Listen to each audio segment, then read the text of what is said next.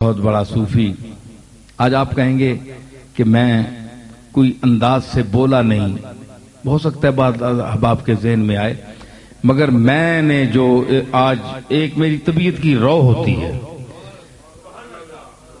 کہ میں کیا بولوں گا، کہ میں یہاں آیا تو میں نے کہا اس حوالے سے بھی گفتگو ہو تاکہ آپ سمجھدار لوگ بیٹھے ہیں، آپ میری بات کو سمجھیں، پھر یہ پیغام آگے تک پہنچائیں اور اس کیمرے کے حوالے سے یہ دور تک پیغام انشاءاللہ جائے گا کہ ہم میں وہ جرأت پیدا ہو اور وہ علم اور قرآن و سنت کی طرف رغبت اور محبت پیدا کرے. جب آپ کے میرے دل میں یہ چیز پیدا ہوگی تو خود بخود محفل رنگین ہو جائے گی.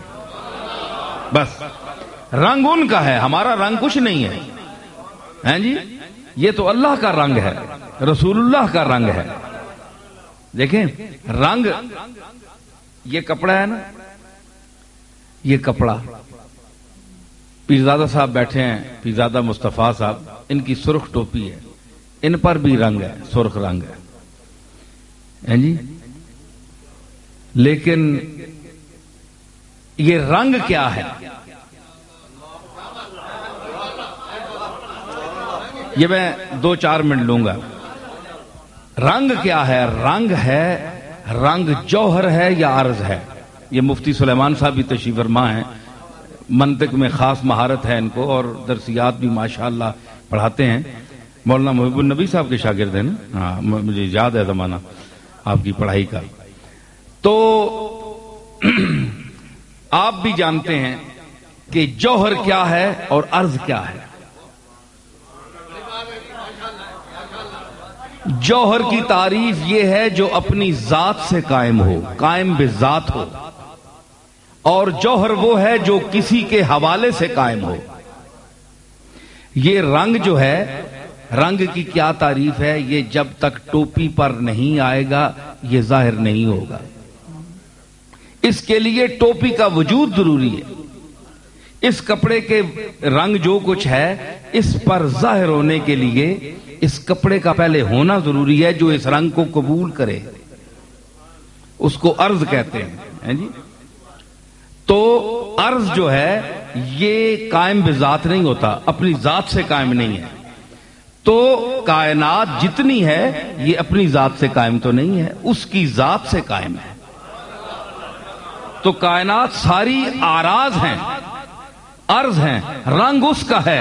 اب جو چیز رنگ پکڑنے کے قابل ہو وہ رنگ لے لیتی ہے، اور جس میں رنگ قبول کرنے کی صلاحیت نہ ہو وہ رنگ قبول نہیں کرتی.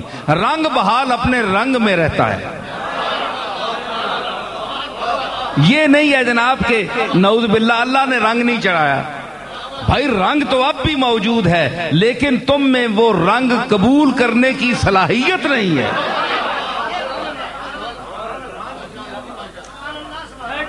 فرید ایک شاعر ہوئے ہیں، حضرت بابا فرید الدین گنج شکر رحمۃ اللہ علیہ کے پڑپوتوں میں سے، ان کا نام بھی فرید تھا.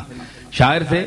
بابا نانک جو ہے نا، یہ ان کا مصر تھا، ان کے شلوک جو ہیں اس میں شامل کیے گئے اور یہ وہ فرید ہے. بعض لوگ بابا صاحب کے متعلق کہتے ہیں، بابا صاحب تو بہت پہلے تھے، یہ ان کے پوتوں میں ایک فرید نامی شاعر بھی تھا.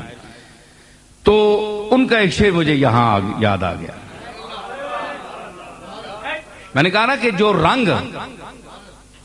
رنگ کے لیے اس کا محل ہونا ضروری ہے، محل ظہور جہاں وہ رنگ ظاہر ہوگا. وہ کہتے ہیں کہ فریدہ مہندی رانگلی، فریدہ مہندی رانگلی جو لائی سگل جہان.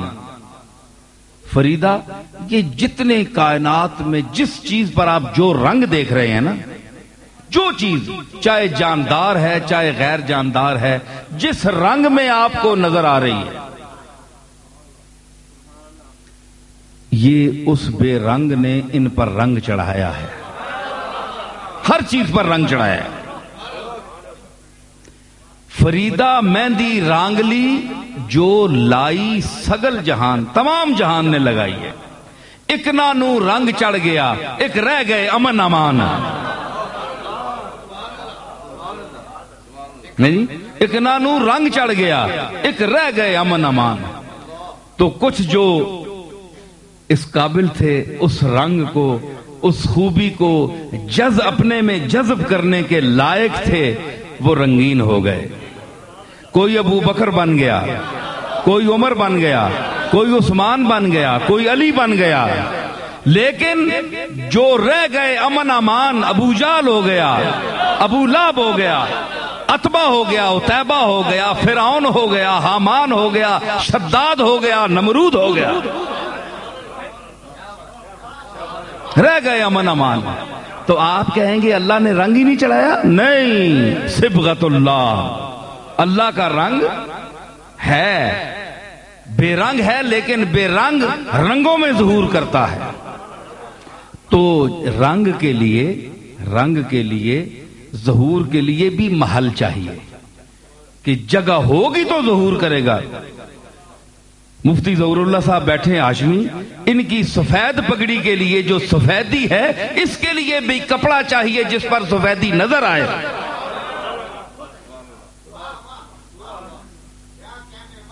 تو جناب ایک رنگ ہوتا ہے نا، میں مطلب گفتگو کر رہا ہوں، یہ ایک رنگ ہے. میری اس گفتگو کو رنگ کا ایک درجہ دیں کہ یہ رنگ کی مثال ہے، سمجھیں. اور اپنے کانوں کو کپڑے کا یا وہ محل کا مقام دیں کہ رنگ کے لیے جب محل چاہیے ظہور کے لیے، تو گفتگو کے لیے بھی وہ کان چاہیے جو اس کو رنگ دیں، جو اس رنگ کو مزید ابھاریں اور یہ بتائیں کہ واقعی تم رنگین بات کر رہے ہو.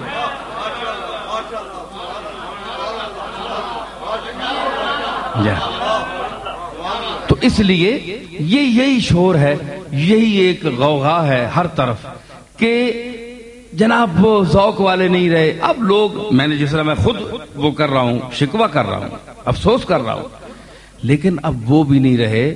لیکن اب اس کا محل بھی تو کوئی ہو نا. فیضان نبوت تو اب تک جاری ہے، حضور کا فیضان ختم نہیں ہوا اور نہ ہوگا، بلکہ مٹ گئے، مٹتے ہیں، مٹ جائیں گے عادا تیرے، نہ مٹا ہے نہ مٹے گا کبھی چرچا تیرا.